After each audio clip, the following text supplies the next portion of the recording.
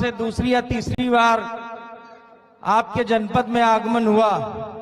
इसके लिए इस जनपद और इस मंडल के समस्त भीम आर्मी आजाद समाज पार्टी के सभी पदाधिकारियों का बहुत बहुत आभार कि आप समय समय पर हमारे पदाधिकारी और कार्यकर्ताओं से रूबरू होने का मौका देते हैं। मेरे साथ इस मंच पर बैठे सभी वरिष्ठ साथी भीम आर्मी आजाद समाज पार्टी के तथा मेरी सम्मानित और मेरे वो कार्यकर्ता जो जमीनी स्तर पर इस संगठन और पार्टी को मजबूत करने का काम कर रहे हैं, आप सबका तहे दिल से आभार। सामने बैठे मेरी माताएं बहनें, आपको भी बहुत बहुत आभार।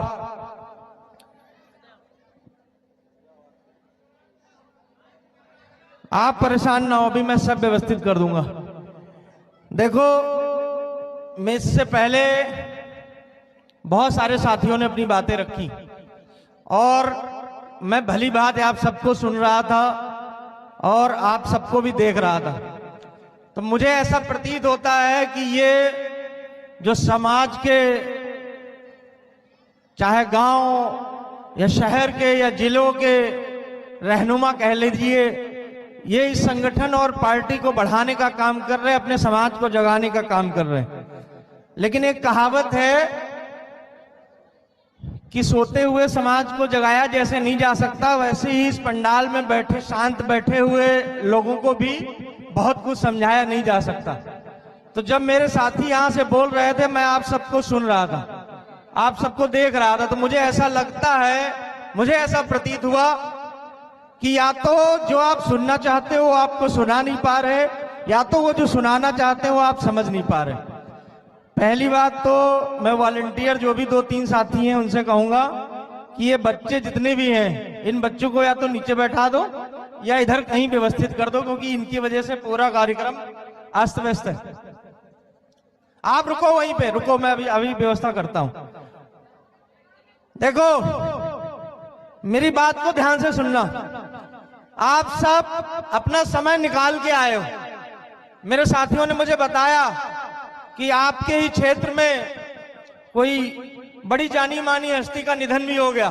तो सबसे पहले तो इस मंच के माध्यम से, अपने संगठन के माध्यम से मैं दिवंगत आत्मा की शांति के लिए प्रकृति से प्रार्थना करूंगा। इस समाज के लिए जो भी व्यक्ति हो, किसी जाति बिरादरी किसी धर्म का हो, माने नहीं रखता। अगर हमारे लोग किसी को पसंद करते हैं तो हम सब लोग उसे पसंद करते हैं। ऐसी विषम परिस्थितियों में आप सब यहाँ बैठे हुए हो, इसके लिए आप सबका बहुत बहुत आभार। लेकिन समस्या ये है कि आप आए और आपको 2-4 भाषण सुना के आपको वापस घर भेज दिया जाएगा, क्या फर्क पड़ेगा? तो मुझे ऐसा लगता है कि मूर्खता है कि अगर जैसे मेरे साथियों ने भाषण दे दिया मैं भी भाषण दे दूं तो मैं भी वापस चला जाऊंगा, क्या फर्क पड़ेगा? कुछ नहीं बदलने वाला। आप सबको पता है, मानवर काशीराम साहब की वीडियो अगर आप मोबाइल पे देखते होंगे तो काशीराम साहब एक बात कहते थे।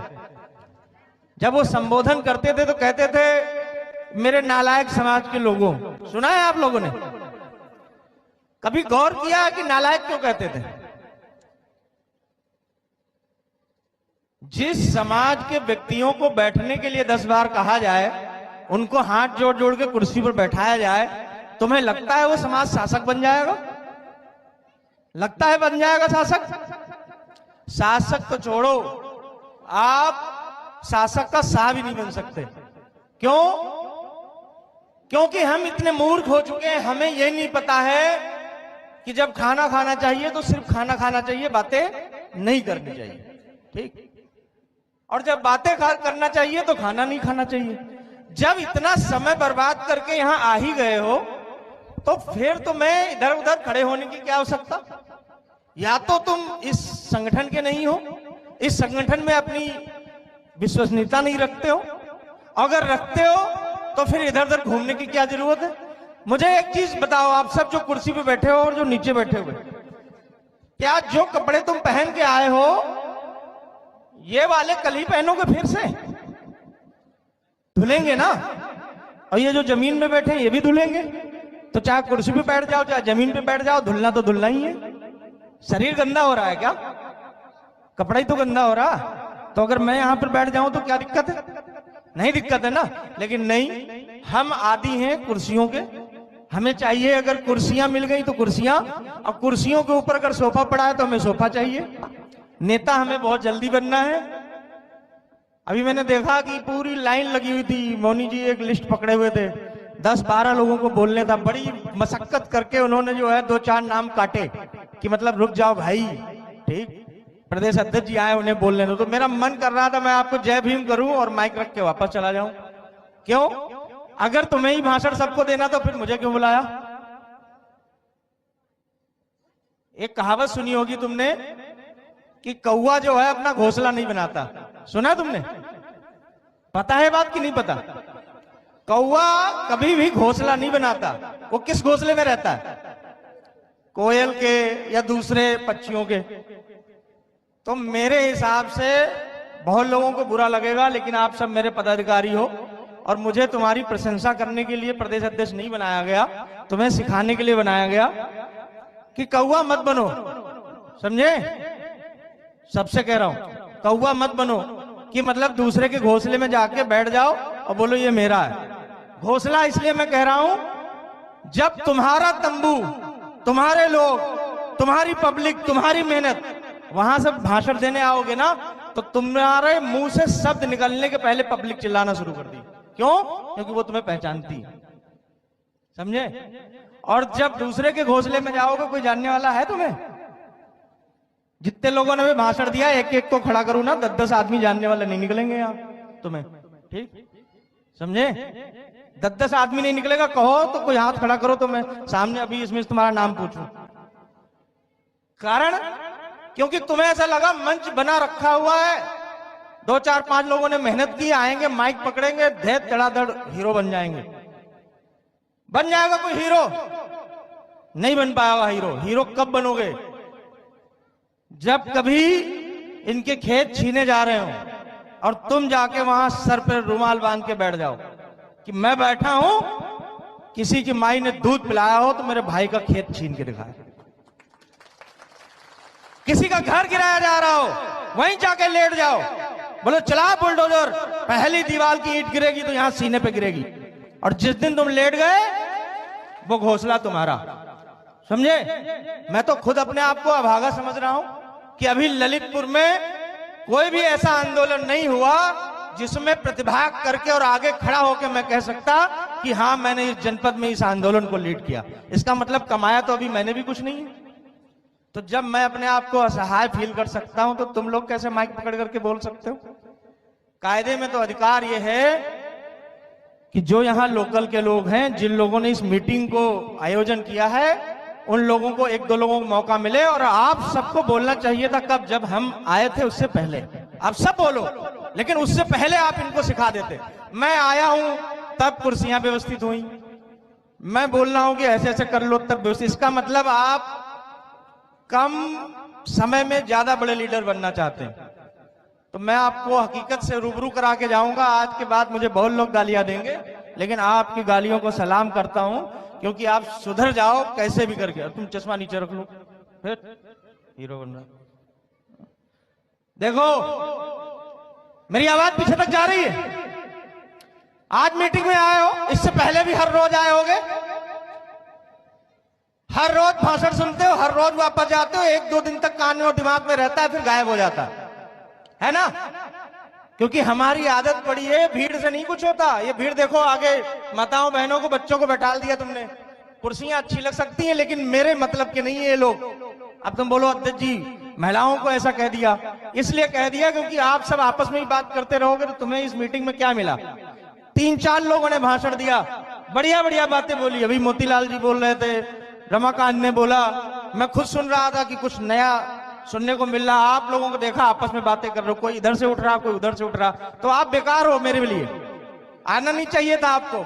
बढ़िया रोटी बनाती आराम से और 2-4 और बढ़ा के बनाती, खिलाती, क्योंकि आपको लगता है कि आपके हाथों में बेलन और चिमचा दे दिया गया, यही आपकी जिंदगी है। जिस धरती पे मैं खड़ा हूं, ललितपुर, झांसी, जालौन, ये माता झलकारी बाई की धरती है।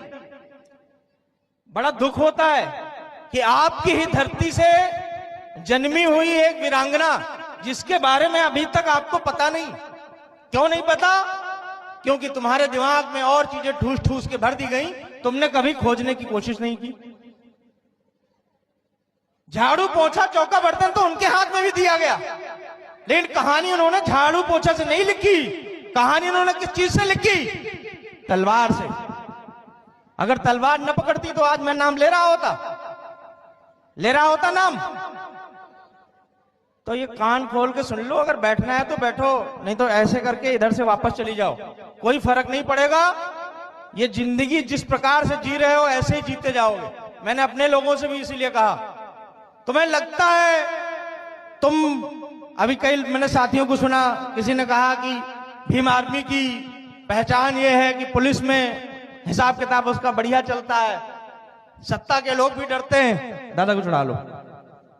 मुझे ये बताओ, आप सब भीम आर्मी के लोग जो पीछे खड़े हुए हैं, अभी आप सबको आगे करूंगा पहले, जिससे कि आपको ये सब लोग देख ले। क्या भीम आर्मी का निर्माण पुलिस को डराने के लिए किया गया?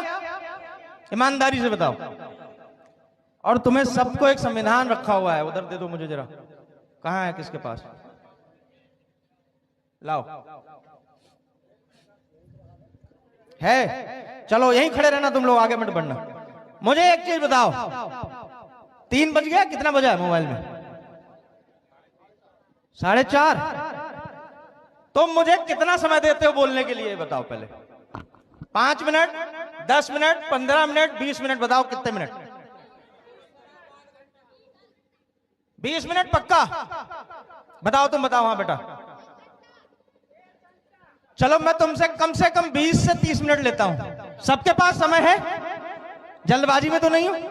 अगर जल्दबाजी में हो तो फिर निकल जाओ, 20 से मत उठना, ठीक? तुम्हारे गांव में कभी मदारी आया था जो जादू दिखाने वाला? आता है ना? खूब देखा तुमने?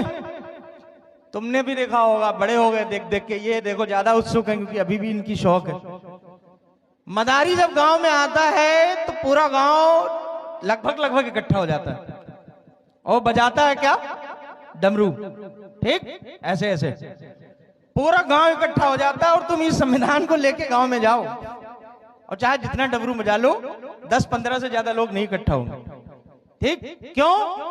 क्योंकि मदारी की सोच के पीछे में उसका निजी स्वार्थ है। और इस संविधान को लेके जो भीम आर्मी आजाद समाज पार्टी के लोग घूम रहे ना गली गली, इनका कोई निजी स्वार्थ नहीं है। तुम ईमानदारी से बताना, तुमसे सबसे सवाल पूछ रहा हूं। इनमें से 2-4 लोगों को तो जानते ही होगे, तुम लोग जानते हो ना?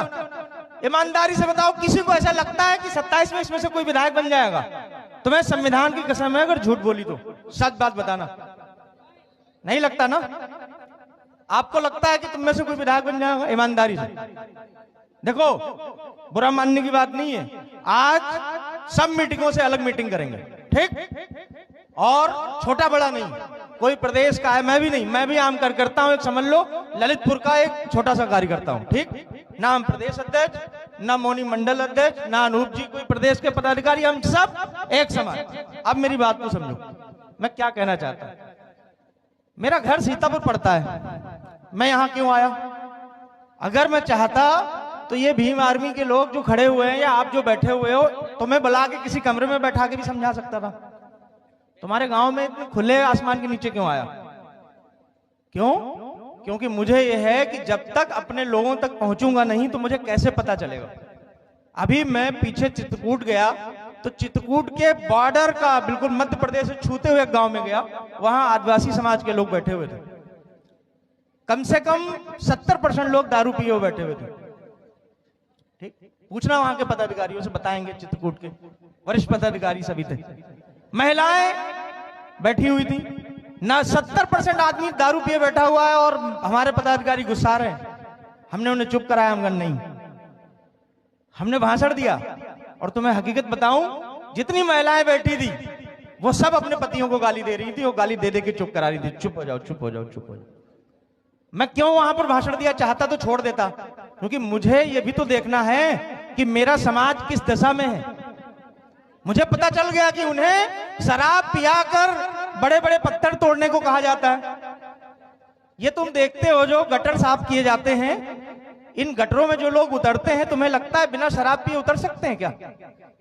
उतर सकते हैं? तुम कभी बड़े शहर गए होगे, झांसी या लखनऊ, तो जो रात में रिक्शा ठंड में खींचते हैं ना, तो कभी उनमें मुंह लगा के देखना, तुम्हें ज्यादातर लोग शराब पिए नजर आएंगे।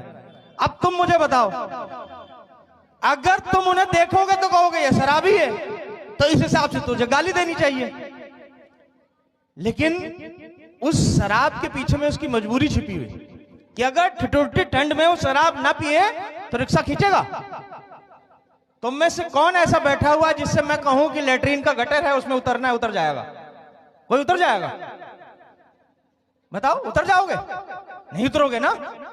तो जो लोग उतरते हैं ये कहां से आए हैं? अपने ही तो हैं। कैसे उतर जाते हैं, कभी महसूस किया तुमने? मदारी का खेल खत्म करिए। इस देश में जिस प्रकार में गांव का व्यक्ति, बेटे रुको, तुम आओ, इधर आओ, आपसे जो भी शोर किया ना तो यहां खड़ा करूंगा, यहां। और मुर्गा बनाया जाता है स्कूल में, चाहे लड़का हो चाहे लड़की, लड़का मुर्गा और लड़की मुर्गी, यहां बनाई।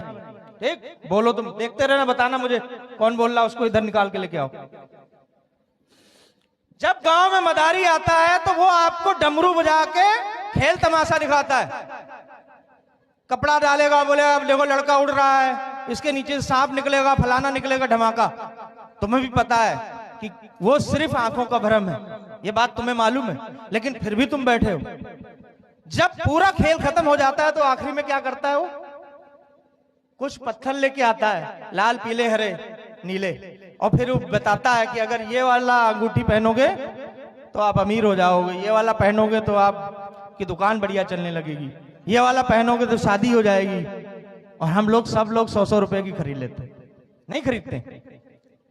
तुम कभी भी गौर करना, अगर गांव में 4 जाति के लोग रहते हैं, ठीक, उन जातियों का नाम लेना आपको पता ही है मैं क्या बात कर रहा हूं। अगर 4 जाति के रहते हैं तो मदारी वो जो है वो गांव के किस कोने में जाता है, किस बस्ती में खेल दिखाता है? जहां पर गरीब शोषित वंचित समाज के लोग होते हैं वहीं खेल दिखाता है। उसे मालूम है कि अगर सड़क के उस पार गए तो लोग जो है लात मार के भगा देंगे। तुमने कभी चेष्टा की कि तुम उसे रोक देते, बोले हट, खेल दिखाना है दिखा, लेकिन ये झूठ मूठ की अंगूठी मत बेच। अब सोचो, तुम एक अंगूठी खरीद रहे हो, मैं इनसे कहूं तुम अंगूठी खरीद लो, तुम्हारी शादी हो जाएगी, और मेरे पास में 75 अंगूठी है, मेरी अभी तक शादी नहीं हुई। हो सकती है ऐसी बात? मैं तुम्हें बोलूं अंगूठी पहन लो तुम अमीर हो जाओगे, और मेरे पास में खुद 150 लेके आया हूं, तो मैं ना अमीर हो जाता? मैं क्यों भीख मांग रहा हूं? ये बताएगा कौन? कौन समझाएगा? अभी सबने बताया बाबा साहब के बारे में, इतनी बढ़िया बढ़िया बातें। दे तुम लोग हल्ला गुल्ला, तुम्हें मतलब नहीं बाबा साहब से। क्यों? बाबा साहब के नाम पे इस देश में बहुत सारी दुकानें खुल गई। दुकानें इसलिए कहता हूं, ये जितने 1-2 हजार संगठन दिखाई देते दुकानें ही तो हैं। कोई भी मुंह उठाया, सुबह रात में सोया और सुबह मुंह धोया, बोले आज से राष्ट्रीय अध्यक्ष। ठीक है, ऐसे कि नहीं? धे राष्ट्रीय अध्यक्ष, और राष्ट्रीय अध्यक्ष पे किसी ने 2 लठ मार दिए हवलदार ने, तो वो फोन कर रहे भीम आर्मी के जिला अध्यक्ष को, अध्यक्ष जी बचा लीजिए। मुझसे भी एक बार एक आदमी ने ऐसे कह दिया, तो हमने उनसे कहा भैया तुम क्या हो? बोले मैं राष्ट्रीय अध्यक्ष हूं फलानी पार्टी का। तो हमने कहा यार राष्ट्रीय अध्यक्ष की मदद प्रदेश अध्यक्ष कैसे कर सकता है? हम तो छोटे हैं। कहने का मतलब है संगठन बहुत हैं, पार्टियां बहुत हैं, तुम्हारे लिए लड़ने वाला कौन? लड़ने वाला भीम आर्मी आजाद समाज पार्टी को बनाया गया। लेकिन कहीं ऐसा तो नहीं कि इस लड़ने वाली कौम को जो तैयार किया गया था कि तुम भी वही काम करना शुरू कर दिए? पहले वाले भी मूर्ख बना रहे थे, तुम भी मूर्ख बना रहे। हम तुमसे ये कहें कि हम विधायक बना देंगे, ललितपुर की दशा बदल देंगे, कैसे बदल देंगे? विधायक बनने से ललितपुर की दशा बदल जाएगी? फिर जानते हो क्या कहेगा विधायक? बोले यार मुख्यमंत्री नहीं है हमारा, और मुख्यमंत्री बन गया तो फिर क्या बोलेगा? प्रधानमंत्री नहीं है हमारा। यही तो चल रहा। नहीं चल रहा। जिन राज्यों में बीजेपी की सरकार नहीं, वहां वाला मुख्यमंत्री से पूछो कि आप ये वाला काम कर दो, तो बोले हम ऊपर से बजट नहीं मिल रहा। समस्या ये है कि चाहे तुम विधायक बन जाओ, चाहे मुख्यमंत्री, चाहे प्रधानमंत्री, तुम्हारी नियत नहीं है। क्या नहीं है? नियत। अगर आज मेरी जेब में 10 रुपया है और एक छोटा भाई कोई आ जाए और मुझसे कहे कि भैया मुझे कुछ दे दो, तो 10 रुपए में से अगर 1 रुपया निकाल के आज मैं दे देता हूं, तो कल को जब 10 लाख होगा तब 1000 भी दे सकता हूं। लेकिन आज मैं ये बोल दूं कि मेरे पास 10 रुपया है, मैं 1 रुपया तुम्हें कैसे दे दूं यार, 9 ही बचेगा। तो जब कल 10 लाख होगा तो तुम्हें 1000 भी नहीं दूंगा। क्यों? क्योंकि मेरी नियत में है ही नहीं देना। ये नियत की पहचान कैसे करोगे? अब इनके किसी माथे पे लिखा हुआ है कि ये नालायक हैं, यही बिक जाएंगे? नहीं लिखा ना। इनके पीछे भाग पड़ोगे, भैया जिंदाबाद, भैया जिंदाबाद, और थोड़े दिन बाद पता चलेगा भैया आरएसएस की शाखा में बैठे हुए, अपने आप को बेच लिए। क्या करोगे फिर? नेता बनाने से, मेरी बात को पूरे पदाधिकारी और सभी पब्लिक लोग समझ लो, नेता बनने और बनाने से समाज नहीं बदलता, समाज बनने और बनाने से समाज बदलता। अगर तुमने समाज को जागरूक कर दिया तो जरूरत ही नहीं है विधायक और सांसद मंत्री की। ये समाज, जब जागरूक समाज बैठा होता है तो वो तर्कशील समाज होता है, वो सवाल करेगा। मैं कई गांव में गया, मेरे जनपद की बात बता रहा हूं, वहां पर विधायक जी किसी की मिट्टी में आए थे, कोई अंतिम संस्कार हो गया, उसमें आए, वहां की महिलाओं ने डंडे ले लेके दौड़ा लिया विधायक जी को। बोले पहले इधर आओ, आज जाके तुम आए हो यहाँ पर रोने के लिए? 4 साल से कहां थे तुम? विधायक जी गन्ने गन्ने भागे। ठीक नहीं है तो गूगल पर सर्च करके देखो, मिल्कीपुर विधायक, ठीक, गोरखनाथ उनका भी नाम है। गन्ना गन्ना औरतों ने दौड़ा लिया उन्हें। कुछ उनके अंदर चेतना आई होगी ना। इसको कहते हैं जागरूक समाज। अगला इलेक्शन हुआ, माननीय विधायक जी इलेक्शन हार गए। हम क्या कर रहे? विधायक को दे गाली, दे गाली, दे गाली, और इलेक्शन आया, विधायक जी तुम्हारे घर पे आए, तुम्हारे घर पे रोटी खा ली। बोले हो गया काम। विधायक जी तो दलितों घर भी खाना खाते हैं। विधायक जी ने तुम्हारे बच्चे को गोद उठा लिया, अम्मा बोली देखो कितना बढ़िया विधायक, बच्चे को खिला के गया और 100 रुपए भी दे के गया। और विधायक जी जब यहां से भी नहीं काम बना तो विधायक जी ने तुम्हारे बूढ़े माँ बाप के पैर छू लिए। तुमने पूरे गांव में कहना शुरू कर दिया विधायक जी तुम्हारे बाप के पैर छूते हैं। बस तुम्हारी खुशी इसी में थी। 4.5 साल के दर्द को भूल के पुनः फिर से तुमने विधायक जी को विधायक बना दिया। बदल जाओगे। सब तरफ एक आवाज में लोग बोल रहे हो जिंदाबाद जिंदाबाद। उसी जिंदाबाद में एक लड़का कुर्सी पे खड़ा हो जाता, बोले मुर्दाबाद मुर्दाबाद मुर्दाबाद। सारे जिंदाबाद वाले घूम के मुर्दाबाद वाले को देखने लगे। गलत कह रहा हूं? लेकिन 1000 लोगों में किसकी हिम्मत तो हो कि 1000 लोगों में मुर्दाबाद बोल सके? ये कलेजा कहां से लाओगे? कहां से आएगा कलेजा? कौन पैदा करेगा? भाषण देके? बाबा साहब की बात अभी बताई मन से, अनूप जी ने भी बोली, मोतीलाल ने भी बोली, रमाकांत ने भी बोली। इतने लोग बैठे हो, तुम्हारे मोबाइल पे एक फोन कॉल आ जाए कि तुम्हारे घर पे बीवी बच्चा मां बीमार है, 1 मिनट यानी 60 सेकंड के अंदर अंदर में उठ के भाग जाओगे यहां से? नहीं भाग जाओगे? बताओ, तुम सब बैठी हुई महिलाएं, घर से फोन आ जाए कि तुम्हारे घर में बच्चा बीमार हो गया, नहीं जाओगी? अब मेरी बात ध्यान से सुनो। आओ तुम सब इधर सामने आओ, थोड़ा सा आओ, आज सब आओ, धूप में ही आओ। चलो बाबा आप बैठे रहो, आओ। हाँ अबे बैठो, आज हम भी बैठ जाएंगे यहीं। आओ चलो बैठो, ऐसे हमारी तरफ मुंह करके बैठो। हाँ अभी हम भी बैठेंगे, हम बताएंगे आज तुमको नई बातें। उधर पीछे फैल फैल के बैठो। आओ बैठ जाओ, आओ, छोटा बड़ा छोड़ दो। और तुम भी बैठो, जो 2-4 लाख वीडियो बना रहे खाली वो वीडियो बनाओ और सब बैठ जाओ। देखो दिखावटी जिंदगी बहुत जी हमने, लेकिन कहते हैं ना कि जिस दिन भी सुधार करो उस दिन सुधार करो। मान्यवर साहब कैडर देने नहीं आएंगे तुम्हारे बीच, वो जा चुके। बताओ, तुम सब बैठी हुई महिलाएं, घर से फोन आ जाए कि तुम्हारे घर में बच्चा बीमार हो गया, नहीं जाओगी? अब मेरी बात ध्यान से सुनो। आओ तुम सब इधर सामने आओ, थोड़ा सा आओ, आज सब आओ, धूप में ही आओ। चलो बाबा आप बैठे रहो, आओ। हाँ अबे बैठो, आज हम भी बैठ जाएंगे यहीं, आओ चलो बैठो, ऐसे हमारी तरफ मुंह करके बैठो। हाँ अभी हम भी बैठेंगे, हम बताएंगे आज तुमको नई बातें। उधर पीछे फैल फैल के बैठो, आओ बैठ जाओ, आओ छोटा बड़ा छोड़ दो, और तुम भी बैठो, जो 2-4 लाख वीडियो बना रहे खाली वो वीडियो बनाओ और सब बैठ जाओ।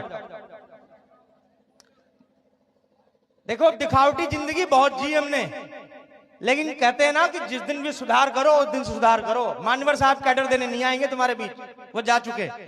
बाबा साहब फिर से नहीं आएंगे। 2 लड़के यहाँ पर खड़े हो, अगर कोई बच्चा शोर करे तो मुझे बताइए, तुम खड़े हो जाओ वहीं पे, बैठ जाओ बेटा बैठो, और कोई भी इधर उधर चहलकदमी मत करो, इधर आके बैठ जाओ चुपचाप। देखो अब तुमको मैं कुछ डेमो दिखाऊंगा और तुम देखो, बैठो तुम भी भाई यहीं बैठ जाओ, ऊपर ही बैठ जाओ, क्योंकि मुझे सब देख पाओ इसलिए मैं ऊपर अभी आया हूं। देखो मैं पहले आपको एक छोटी सी कहानी सुनाऊं और फिर उस कहानी के बाद में आपसे मैंने जो 30 मिनट लिए हैं अब शुरू करूंगा, ठीक? अभी तक तो आपसे बातचीत की मैंने, और पक्का बता रहा हूं ये 30 मिनट खत्म होने के बाद में तुम्हारा जो नसों में खून बह रहा है ना, थोड़ा सा उसका टेम्परेचर बढ़ेगा, ये गारंटी है। लेकिन ईमानदारी से सुनो, वो कहावत है ना कि जैसे ये मोबाइल है, इस मोबाइल में बहुत कुछ भरा हुआ है, अगर मैं चाहूं कि इस मोबाइल में और भर दूं, इसकी मेमोरी फुल है, कुछ जाएगा इसके अंदर? जाएगा कुछ? देखो अगर सोते रहोगे तो मुझे लगेगा कि फिर मूर्खों के बीच में खड़ा हूं मैं। मेरी बात का जब जवाब दोगे मुझे लगेगा जोश। पहली ऐसी मीटिंग देख रहा हूं जिसमें तुम में जोश नहीं है, कोई शोर नहीं है। नहीं तो कहीं कहीं जाते हैं तो बड़ा मुश्किल से लोगों को चुप कराना पड़ता है। शोर मतलब बात करने वाला नहीं, कि हमसे हमें लगे कि जो बात हम आपसे कह रहे हैं उसको आप समझ पा रहे हो। अगर मोबाइल आपका पूरा भरा है और हम फिर भी उसमें कुछ डालें, जाएगा? अगर हमको डालना है तो क्या करना पड़ेगा? तुम भी बताओ बुद्धिजीवी लोग। मैंने इसीलिए कहा ऊंचा नीचा मत सोचो। देखो गरीब आदमी को समझाना आसान है, मास्टर डॉक्टर इंजीनियर को समझाना बड़ा मुश्किल है, क्योंकि वो अपने आप को बुद्धिमान समझता है, लेकिन होता नहीं है।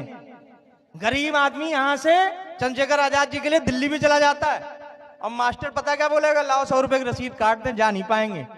ठीक, तो बताओ मास्टर अच्छा या गरीब अच्छा? तो हम मास्टर नहीं ढूंढ रहे, हम तो गरीब ढूंढ रहे। अभी हम पिछली बार झांसी आए थे तो हमने कहा था अगर कुछ लोग होंगे तो समझेंगे कि मैं तो पागलों की टोली बना रहा हूं। किसकी? पागलों की। पागलों की इसलिए, पागल को इंतजार नहीं करना पड़ता कि पत्थर मारो तो सोचे 10 बार कि मारेंगे नहीं, मारो तो मतलब मारो। ठीक, ज्यादा समझदारी भी आपकी जो है वो ठीक नहीं है। तो देखो अगर मोबाइल भरा है और उसमें कुछ नहीं डाल सकते तो तुम्हारा भी दिमाग भरा रहेगा, हम कुछ बोलेंगे तुम्हारे दिमाग में जाएगा? तो तुम थोड़ी देर के लिए खाली कर दो। ठीक, अपने आप को महसूस करो कि हम कुछ नहीं जानते, और फिर मेरी बात को तुम समझोगे तो समझ पाओगे कि मैं क्या पीड़ा तुमसे कह रहा हूं। मेरा चेहरा सबको दिखाई दे रहा है। अब अपने आप को ढीला करोगे तुम, ये एक्सरसाइज है। ढीला मतलब ये कि हम बहुत अपने आप को संकोच किए हुए बैठे हुए। कोई अच्छा कुर्ता पहन के आया, कोई सदरी पहन के आया, कोई अच्छा जूता पहन के आया तो टाइट बैठा हुआ। ढीला करना है। ढीला करने के लिए मैं आपको एक एक्सरसाइज कराता हूं, और ध्यान देना कि मैं सारी बातों का सारांश यहीं से शुरू करूंगा। मेरे को देखते रहना, और मैं जो तुमसे बोलूंगा वो सब करोगे। एक भी आदमी बुद्धिमान नहीं दिखना चाहिए। बुद्धिमान मतलब वो जो लगे ये अध्यक्ष जी क्या बेवकूफी करा रहे हैं। ठीक, तैयार हो सब लोग? तो मैं जो बोलूंगा ध्यान से सुनो और मुझे देखो और फॉलो करो।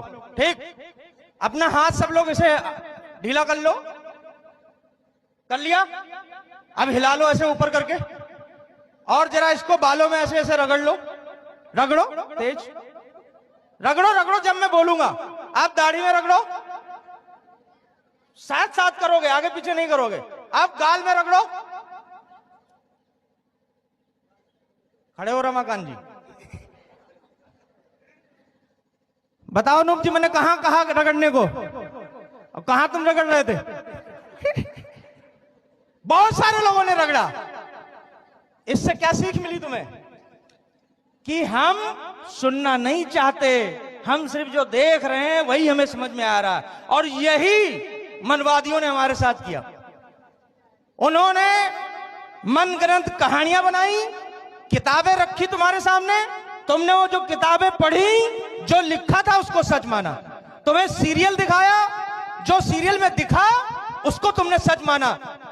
तुम ये भूल गए कि बाबा साहब क्या कह के गए, पेरियार कह के क्या गए, ललाई सिंह यादव जी क्या कह के गए। मैं जो कह रहा था वो मैं कर नहीं रहा था, तो आधे लोगों ने तो मैंने कहा गाल रगड़ो तो गाल रगड़ा, और आधे लोगों ने गर्दन रगड़ रहा तो गर्दन रगड़ा। ये जिलाध्यक्ष जी, जब जिलाध्यक्ष जी मात खा गए तो और कितने लोग मात खा गए, है कि नहीं। सीख क्या मिली कि हमारी नजर भी पैनी रहनी चाहिए और हमारा दिमाग खुला रहना चाहिए कि सामने से क्या आ रहा है। बैठो, अब खुला रखो, ठीक। और जब मैं बात जो कह रहा हूं उसको महसूस करो। कभी तुम्हें रोना आया? आखिरी बार दिल में याद करो कि कब रोए थे। कोई पिक्चर देखी तब रोए, या घर पे कोई मुसीबत फंसी तब रोए, या कभी मार खाई तब रोए। अपने दिल में याद करो कि आखिरी बार कब रोए। अपने आप महसूस करो, हमें बताने की जरूरत नहीं। और मैं तुम्हें फिर एहसास कराता हूं। देखो, एक कहानी सुना रहा हूं, उसको बहुत महसूस करना। जैसे कोई गाना होता है तो गाने को गाने तरह सुनोगे तो मजा नहीं आएगा, और गाने को अगर तुमने अपनी कहानी जैसा समझा तो तुम्हें गाना कभी कभी सुला भी देगा और कभी कभी रुला भी देगा। सही कि गलत? युवा वर्ग तो इस बात को महसूस करता है ना, जब अरिजीत सिंह के गाना सुनते हैं तो ऐसा लगता है कि अपनी कहानी चल रही है कि नहीं। तो मेरी बात को महसूस करो। एक छोटी सी बच्ची है, आवाज आ रही पीछे तक। एक छोटी सी बच्ची है जो अपने पिता से ये जिद कर रही है कि पिताजी, जहां हमारा गांव है यहां आसपास में कहीं अच्छे स्कूल नहीं है, और मुझे शहर के बड़े स्कूल में पढ़ना है। बाप गरीब है, बेटा भी अभी कामगार नहीं है, मां भी जो है वो घर का चौका बर्तन सिर्फ करती है, कोई बड़ी रहीसी नहीं है। बाप संकोच में है कि मेरी बेटी जिद कर रही है कि मुझे भी अफसर बनना है और मुझे भी बड़े शहर जाके बड़े स्कूल में पढ़ना है, लेकिन मैं पढ़ाऊं तो कैसे पढ़ाऊं। फिर उसको लगता है कि एक ही जीवन है, ये धन संपत्ति बना के भी क्या करूंगा, चलो इसे मिटा के अपनी बेटी को कुछ बना देता हूं। और अपनी बेटी को उठा के बड़े शहर लेके जाता है। बड़ा शहर कोई दिल्ली मान लो, लखनऊ मान लो, जो तुमको समझ में आए। कि समझ लो दिल्ली लेके गया, उसने एक स्कूल में दाखिला करा दिया, और दाखिला करा के बच्ची को एक जगह पे, सुरक्षित जगह पे हॉस्टल दिला दिया, और लौट आता अपने शहर। बच्ची पढ़ रही है, पहले साल का रिजल्ट आता है। अभी तक कहानी से आप कनेक्ट नहीं हो रहे, क्यों? क्योंकि आपको लग रहा है अध्यक्ष जी एक कहानी बच्ची की सुना रहे हैं। अब इसमें थोड़ा सा दर्द महसूस करिए कि वो बच्ची तुम्हारे घर की बच्ची, तुम्हारी बहन, तुम्हारी बेटी, या तुम्हारी पत्नी, कुछ भी मान लो कि एक महिला है वो तुम्हारे घर की। वो बच्ची स्कूल में पढ़ रही है, पहले साल का रिजल्ट आता है, अपने बाप को फोन करती है और कहती है पिताजी अच्छे नंबरों से पास हुई हूं मैं। पिताजी पूरे गांव में दौड़ दौड़ के, पूरे मोहल्ले में बताते हैं कि अपनी बेटी को दिल्ली छोड़ के आया था और मेरी बेटी पढ़ने में टॉप किया है उसने, और जल्द ही वो अधिकारी बन के वापस आएगी। मां खुशी किससे फूल रही है। भाई ये सोचता है कि बहन की फीस भी भरनी है, अगर मैं भी पढ़ा तो हो सकता मेरी बहन ना पढ़ पाए, तो चलो मैं मजदूरी कर लेता हूं। वो मजदूरी कर रहा है, मजदूरी से जो भी पैसा कमाता है अपनी बहन को बेचता है, और बहन उसकी वहां पढ़ रही। ये सिलसिला कुछ दिन चलता है। फिर एक दिन दिल्ली के अखबारों में एक खबर छपती है कि स्कूल जाती हुई बच्ची को कुछ लोगों ने